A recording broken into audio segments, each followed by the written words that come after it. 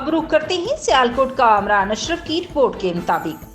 सियालकोट की ट्रंक बाजार सुपरमार्केट की ताजरों ने तजावजात की आड़ में एक फुट सड़क पर कब्जा कर लिया, जिसकी वजह से सारा दिन ट्रैफिक जाम रहना मामूल बन चुका और पैदल गुजरने वालों को भी शदीद दुश्वारी का सामना करना पड़ता है। तफसीलात के मुताबिक टीएमए और ट्रैफिक पुलिस की मिली भगत से ट्रंक बाजार सुपरमार्केट के ताजरों की कई फुट सड़क पर अपनी चीज़ें रख देते हैं, जिसकी वजह से बाजार में ट्रैफिक का मसला बहरान की सूरत इख्तियार कर गया है। सारा दिन ट्रैफिक जाम रहती है, जबकि पैदल गुजरने वाली खवातीन को भी शदीद मुश्किलात का सामना करना पड़ता है।